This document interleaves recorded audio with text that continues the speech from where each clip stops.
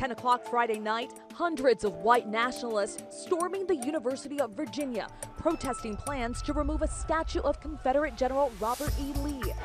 The overnight violence spilling into this morning when marchgoers and counter-protesters clash again, hours before the Unite to Right march was even set to begin. Just after 10:30 a.m., the crowd growing in size. Local and state police in riot gear responding in force, but the violence escalating. Just before noon, Virginia's governor declaring a state of emergency.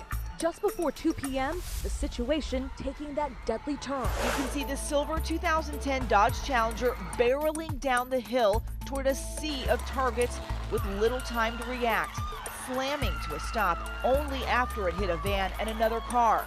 Locked in, that car shifting in reverse, screeching back down the street to get away. One person, a 32-year-old woman, left dead. 19 more rushed to the hospital, 5 in critical condition. The suspected driver, 20-year-old James Alex Fields Jr., is behind bars. The first response from the White House came not from the president, but the First Lady. She tweeted, "Our country encourages freedom of speech, but let's communicate without hate in our hearts."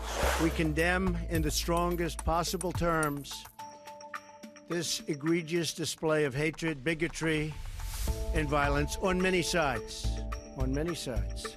Senator Ted Cruz put out his own statement calling the attack a grotesque act of domestic terrorism. Senator John McCain tweeted, "White supremacists aren't patriots, they're traitors." Racism is evil, and those who cause violence in its name are criminals and thugs. But you had many people in that group other than neo-Nazis and white nationalists, okay? And the press has treated them absolutely unfairly. Now, in the other group also, you had some fine people, but you also had troublemakers.